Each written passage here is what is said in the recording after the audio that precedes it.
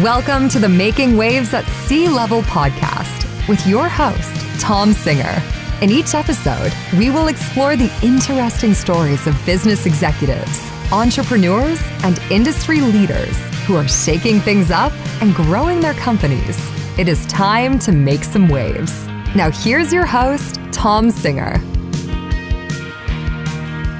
Hey, and welcome to another episode of Making Waves at Sea Level. God, I cannot believe we are up to episode number 612. We've been at this for 6 years, and I have just been so fortunate. It's been like having a personal university that I get to sit at the feet of some really interesting people who are doing very cool things. And if this is your first time to this podcast, you'd better fasten your seatbelt because we're going to go on a journey today. But before we get started, I have to thank one of the sponsors of this episode. So this episode is brought to you by Spectrum Reach. Now, at Spectrum Reach, they know three things better than anyone. They know how to harness the power of multi-screen advertising. They know how to offer a simplified, one-stop shop destination for marketing solutions. And they know how our towns and cities tick because they're our neighbors.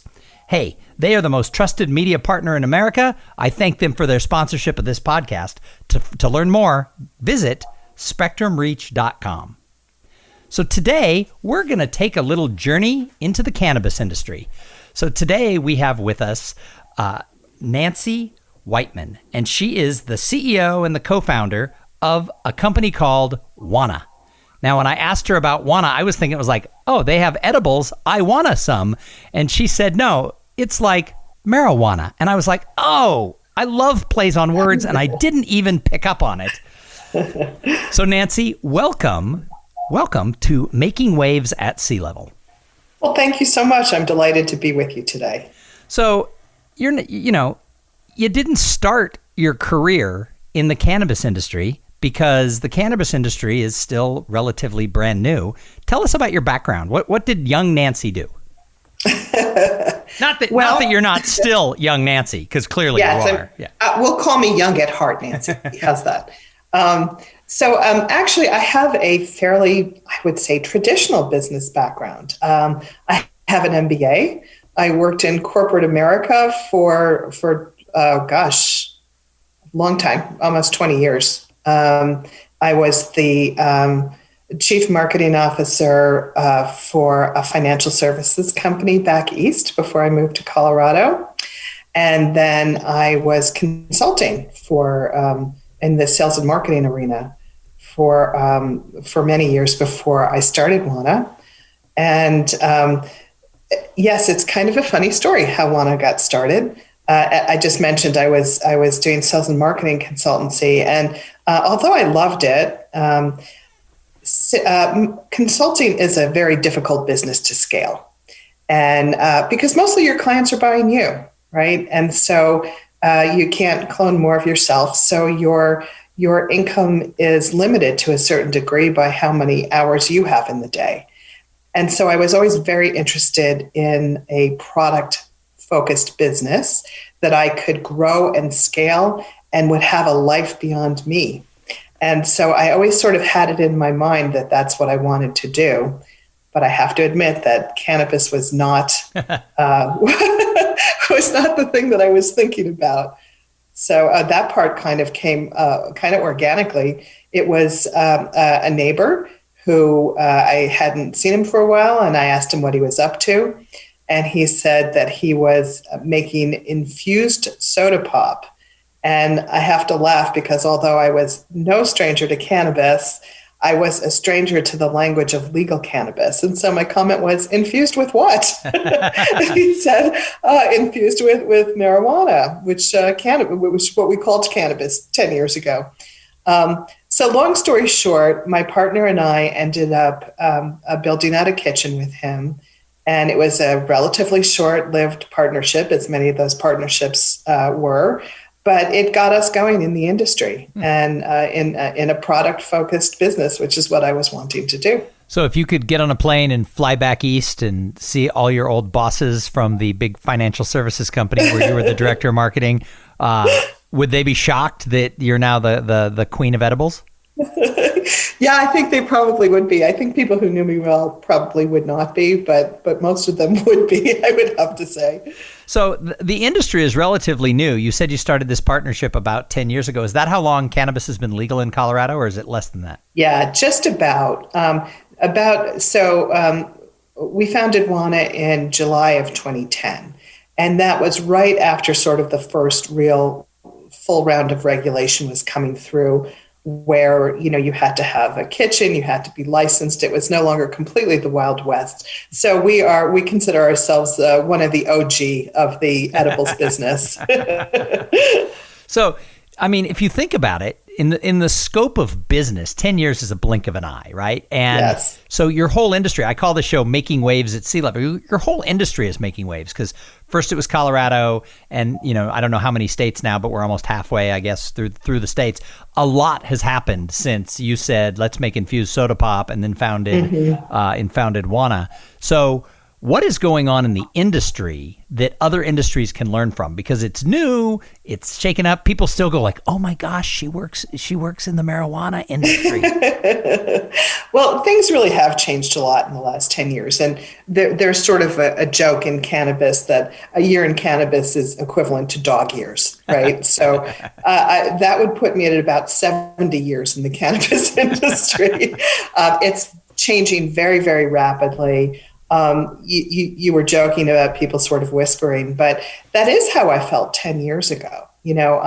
At that point in time, I had school-age children. They're now young adults, but I was very cautious about who I talked to about what I was doing. And now I sing it from the rooftops. It's much more mainstream, much more accepted. But in terms of what other businesses can learn from cannabis, I think, first of all, there's a lot of what cannabis can learn from other businesses. And one of the things that makes cannabis fascinating is that it is essentially uncharted territory, right? So it's not like some other businesses that you can start and say, how did this dry cleaner, come to prominence in this town? There's no real models that you can look at or point to and say, they did it this way, and therefore I'm going to do it this way. You have to be somebody who's comfortable with forging your own path if you're going to be in cannabis. And so in terms of what other industries can learn from cannabis, I think they can look and see how it is that successful companies have pivoted in an environment where regulations change constantly. We have a rather unique situation where, because it's federally illegal, but legal on a state-by-state basis, we have literally, different rules and regulations in every market that we operate in. We essentially have to restart the business in every market because in cannabis, you have to cultivate, process, and dispense or retail completely within the confines of that state. And every state, for example, our packaging looks different in every state. Sometimes our dosages are different in every state. It's all very regulatorily driven. So I think flexibility, persistence, and resilience are the three key messages that I would say are the takeaways from cannabis to other industries. So you are the leading edibles company in North America. Now, I don't know if anybody listening realizes that, and I am certainly not a connoisseur nor an expert in this field, but there is a lot of companies selling edibles. Yes. If you visit a dispensary in California, it's a different product than you're going to necessarily find in Colorado or Washington. In a lot of cases, it's different companies in these places that are regulated state by state. So there's a lot of players out there. So to be the biggest, you obviously are doing some things right as an executive. What are some of the things that you did early on that contributed to your success to take this top role? Yeah, that's a great question. I have to go all the way back, and I'm one of those sort of founder, co-founder, CEO types. So what that means literally is that we started the company with 2 people and grew it from there. And so that is in some ways tough and challenging. And believe me, I kept my day job for the first year and a half or so because I didn't pay myself. But it also means that I literally am familiar with every aspect of the business. And so there were decisions that we made early on that have carried through to today. And one of those has to do with our commitment to consistency and quality. When we first started out in Colorado, even though, as I mentioned before, it was sort of early stages of legalization, so it was always legal what we were doing, but it was kind of the Wild West. They didn't even really require third-party lab testing for potency or contaminants or solvents or any of those things that we do now. There was no child-resistant packaging. There was just a million things. There was no seed-to-sale tracking, all the things that have become sort of industry standards. But we made a decision early on that we never wanted to sell a product where we did not understand exactly what our customers were going to be consuming. So right from the very beginning, we used a third-party lab to test the potency of our products, so that we got a reputation very early on that if you tried a Wana product, it would be the same. You could count on it. And I think quality and consistency, of course, are bywords in every industry, but such an important quality in cannabis, where the product that you're taking has a psychoactive quality to it. You really don't want to be having wildly different experiences every time you take this product. You want to be able to count on professionals making it and having it be consistent. And my understanding is that it can be all over the map with some companies in that field, that you take one on a Tuesday and you have one experience and you buy a different package from the same manufacturer, and it can be different the next time. So if that's something that you've always worked on controlling, that has to set you apart from a lot of people, a lot of players. It has gotten so much better, Tom, from the early days where there were no requirements that you lab test. Now everybody is required, at least in Colorado, everybody is required. Most markets we're in, everybody is required to lab test. Arizona is still an exception to that. But we operate in 9 states and in Canada, and the regulations are different in each of them. But yes, it was a very differentiating aspect of Wana in the early days, where I remember there were articles in the Denver Post where the reporter would go and buy, 20 different edibles and bring them to a lab and have them lab tested, and then report out on what the lab said was in there versus what the company said was in there. And it was all over the board, as you said. So that real focus on quality and consistency has been with us right from the beginning. And so that was a key to our success. One of the other keys to our success actually happens to be in the category that we ended up focusing on. I think in the early days, we, like many edibles company, we were essentially trying a whole bunch of different products, figuratively throwing them against the wall, to see what would stick. Because one of the things about being in a brand new industry is that there's no real analytics. And I came out of an industry that was very mature, had a lot of analytics. I could always, take a look at what was happening in the marketplace, and really could not do that with cannabis. You just had to experiment. Early days, I began to notice a company that was, their business model was different from ours, but what they were doing was they were purchasing gummies, like gummy worms and gummy bears and that sort of thing, and they were spraying them with a hash oil, with a distillate. And I could see that they were taking off. It was a very popular product. And, I felt that Wana could do better, that we could make a product from scratch that would be completely homogeneous. So you could cut it into 4 pieces, and every piece of it would be exactly the same, that it could taste delicious. You didn't have to bite into it and taste hash oil sitting on the top of it. And so very early on, we started to get into the gummies. And gummies have turned out to be just the killer category. And I take some credit for that, but it probably would have happened without Wana. But, there's an analytics firm called BDSA, and they recently released a statistic that I thought was fascinating. That they tracked gummies market share in 4 major markets. I believe it was Colorado, California, Nevada, and I believe Oregon. And what they found is that gummies account for 84% of the candy category in cannabis. And the candy category is by far the largest edibles category. So part of what we did is we chose a great category, and then we doubled down on it. We kept refining it, improving it, enhancing it, making it the absolute best product on the market. So those were two things that I would point to. So one of the things you talked about was, tracking from seed to sale. And I imagine the logistics part of tracking your product from seed to sale, as you said, like any industry, it's all about tracking, right? It's all about keeping that quality control. What are some of the hard parts of seed to sale tracking? Well, seed to sale tracking really is the system by which the state makes sure that people are operating above board and legally. So it starts literally at plants in the ground. Every plant gets tagged with a radio frequency ID tag. And literally as they move from room to room, the tag moves with them, and it's tracked as it grows. So it goes from what we call veg, which is the early stage, to the grow rooms. And then when it's harvested, it gets tracked. When it gets turned into an oil or a distillate, or it's sold as flour, it gets tracked.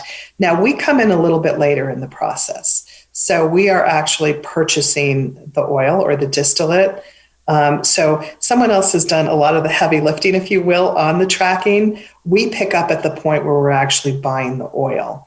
And then we are tracking the oil coming into our system. We're tracking it going into our products. We know, and of course the state knows too, exactly how much distillate it takes to make all the products. And then when we sell it to the dispensary, it's tracked through. And when the dispensary sells it, that's the end of it. That's the sale part of it. So we come in sort of, I would say, at least halfway through the process. But it does require a lot of precision, because you need to know what you're doing, right? So if you're bringing in a certain amount of distillate and you're wasting it and you're inefficient with your product, not only are you wasting the key and most expensive ingredient in your product, the state by rights would say, hey, I can see you brought X number of grams of distillate into the facility, and by our calculation, that should have made X number of units. And oh, by the way, what happened to them? So you do need to really be paying attention and to be very skilled in that area. So I'm sure that over the last 10 years, because you've grown to a larger operation, how many employees do you have now? We have about 100 employees. Yeah, and I would have to say that growth must have been interesting. So people who listen to this show know, I may not have shared that with you, but in addition to hosting the podcast and being a speaker, I work in the executive search industry. And the firm that I work for, I've never worked on a search in cannabis, but there's several people within the firm. And it interests me because it's a growing field, right? And you can't just say, oh, well, let's go get someone with 15 years cannabis experience, right? Because the person who had cannabis experience 15 years ago may not be your corporate fit. So so I know that it's a fascinating industry to find the right employees, whether it's for somebody at the CEO level, marketing, your CFO. The rules around money for your companies are just amazing. So finding the right people to put on, you always hear put the right people in the right seat on the bus. Mm-hmm. It must be 100 times harder for you, or at least was 10 years ago. What's some of your staffing stories? Oh my gosh. You didn't know that question was coming. I could keep people entertained for hours with my staffing stories, but let me cut to the good parts of my staffing stories, which is, how do you find people who are the right fit? And cannabis is an interesting industry. I've seen people who, as you alluded to, maybe 15 years ago, they were in the industry and, they were a cannapreneur, shall we say, before it was legal, and may not always have the skill sets to make that translation to a more buttoned up, regulated industry. And then on the other hand, at the other extreme, I've seen companies hire people with, 25 years of CPG experience, for example.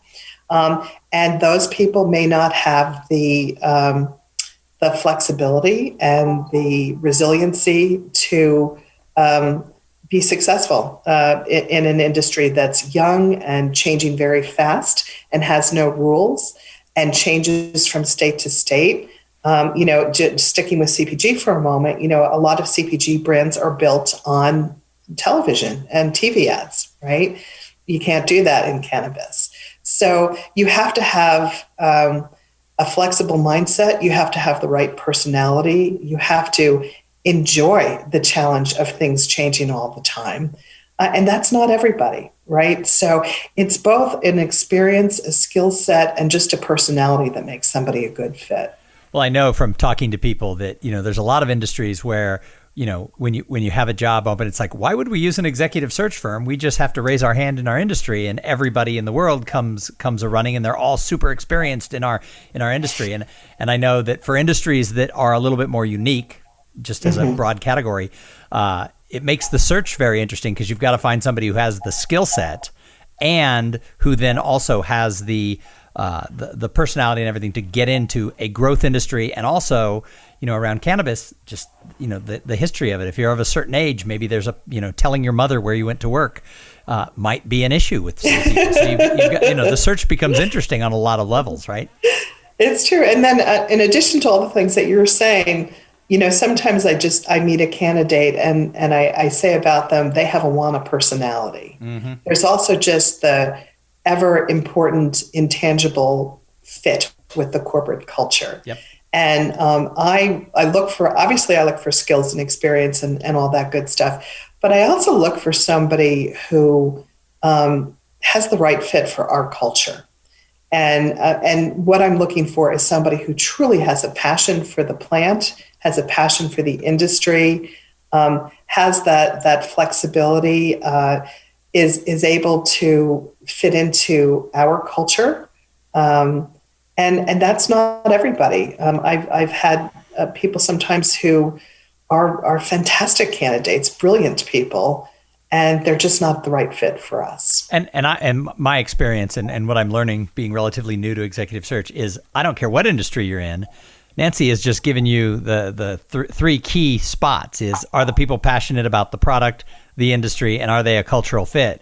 All of that has to be a yes, in addition to all the other things you look for in a great candidate. So absolutely. Yeah. Nancy, this is a lot of fun. This could become like a 2-hour episode if you had the time. But before I ask you a couple of more questions, I have to thank the other sponsor of this episode. So bear with me for just a minute, because this episode, like all of them, is brought to you by Podfly Productions. Podfly, they take the time and the headache out of creating your own podcast.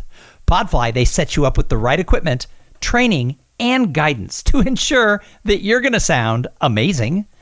Podfly does all the heavy lifting and that pesky technical work so that you can focus on creating great content, growing your audience, and interviewing people who are making waves in interesting industries like Nancy Whiteman is. Hey, if you want to start a podcast, and I know that some of you do, jump over to podfly.net/coolthings and check out the offer that they have for the listeners of this show. So Nancy, I used to call this show Cool Things Entrepreneurs Do. What's the coolest thing that's happening right now at Wana? I guess there's two big buckets that I would call out on that. Number one is our market expansion. We started out, as I said, just this tiny little company in Colorado, and now we operate in 9 markets plus Canada, 9 states plus Canada. We're in the process of launching in 3 more states. So just to watch our brand become a national brand is so cool and so exciting. And to see how the brand translates from market to market, it really is a thrilling experience to be part of. But the second thing that I would point to is our innovation and R&D pipeline. Cannabis is still such a nascent industry. It's still so early stage, and there's so much more to come. And I think and I see this every time we enter a new market, everybody's just so excited that they have legal access to cannabis that just the THC sort of carries the day. But there's so much more to the plant than that. There are so many health and wellness benefits and use cases for it. And we're really focused on creating much more sophisticated, innovative products that really help people deal with issues that are very meaningful in their lives, sleep, anxiety, pain, things that people are looking for healthy plant-based alternatives to. And to be a part of that and to get the feedback that we get from our customers, and literally to have people tell me and seek me out to tell me that our products have changed loved ones' lives, changed their lives, in some case saved their lives, is a very profound experience. And it's the most meaningful thing that I've ever gotten to do in my career. So you bring up an interesting point, because we do think of, when we think of cannabis, we think, oh my God, marijuana, THC, stoners. But there is so much more. Can you tell people who maybe don't know, what's the difference between CBD and THC? Sure. So THC and CBD are two of many, many, many cannabinoids in the plant. And the cannabinoids are the plant components that have all of these different medicinal qualities to them. THC is the most well-known, of course, because it is the one that has the psychoactivity. And it also is the one that occurs in the most abundance in the cannabis plant. CBD is another cannabinoid, and it also occurs with some abundance, not quite as much as THC. It has many of the same medicinal properties as THC, but it has none of the psychoactivity. So it's wonderful for inflammation, anxiety, etc. Are there other chemicals in the plant that we're going to see other uses for? I'm only familiar with those two. You said many others, and you perked me up. There's many. There's more to come. Yes, there's many more to come. Some of the other ones that you're starting to see a lot of on the marketplace now is CBN, CBG. These are all long abbreviations for long chemical names. And they all have slightly different qualities in terms of what they do in the body. Our body has something that's called the endocannabinoid system, and it's one of the main regulators of many important bodily functions, including metabolism, how we handle pain, appetite, all kinds of things. And the cannabis plant literally connects to the endocannabinoid system. And so because of that, there are, many, many things that have yet to be learned. Because the plant has been federally illegal for so long, we are very behind in terms of our real research on the plant and the components of the plant. But in addition to the cannabinoids, there's other important qualities to the plant, including terpenes, which are the things that give the plant its sort of characteristic smell and flavor. Sometimes you'll see, grape ape and, lots of fruity kinds of names, or diesel. These are all a function of the terpenes in the plant. But what people don't always know is that the terpenes are very major contributors also to the effect of the plants. And one of the things that we do, going back to our consistency comment earlier, is that we have developed, with a leading edge, a terpene company, proprietary terpene blends that we use consistently across the country in all of our markets, so that we have very similar effects. If you try an indica product in Oregon, it's going to be the same as the indica product that you get in Illinois because of these terpene blends. And there's also other plant components called flavonoids, and those are sort of up and coming too. So it's a very complex, very sophisticated plant, and we are at early stages of figuring out how to really tap into the power of the plant. Yeah, I am curious why all of the chemicals sound like cable news stations, because we've got THC, CBD, CBN, and CBG. But it is fascinating to me that the connectors in there match up with our bodies. It does lend us to say maybe we should be researching this, because I don't think broccoli has the same impact with the body. No, although broccoli is very good for you too. Yeah, don't tell. Yeah, George H.W. Bush didn't think so, but the rest of us. I'm the only person listening old enough to remember that George H.W. Bush made a rule when he became president that nobody could serve him broccoli. And actually, broccoli sales dropped in the 80s and 90s because of that. So. Oh my gosh. So anyway, this has been just an absolutely fantastic interview. Last question I ask everybody who comes on the show is, when you look out into the world of business, it doesn't have to be the cannabis business. When you look out into the world of business, who do you look at and say, wow, she or he, they're making waves. I admire them. Yeah.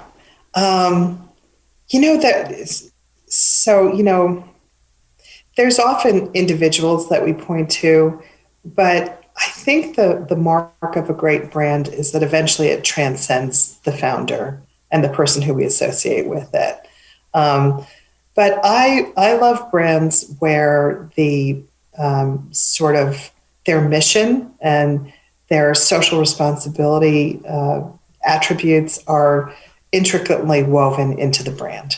So, for those kinds of brands, I would say I love Patagonia. I love Warby Parker, Tom's, some of the real Ben and Jerry's, even some of the brands that have really made deep, embedded, not tacked on commitments to being a good corporate citizen and changing the world for the better. Those are sort of some of my hero brands. And then, of course, I look at just iconic brands like Nike and Apple, and I'm in awe of what they've achieved. But those would be some of the ones on my list. Well, I have a really good gut feeling about things, and I think someday someone's going to go, Tom, you got to interview Nancy Whiteman? Wana has transcended Nancy Whiteman, but you knew her? Yes, I knew her when. So thank you so much for coming on the show. If somebody wants to find out more about the company, if they want to find you, yes, how do they do that? Well, the easiest thing is to go to our website, www.wanabrands.com, or www.wanawellness.com, which is our CBD brand. Awesome. And CBD is legal in all 50 states. Is that correct?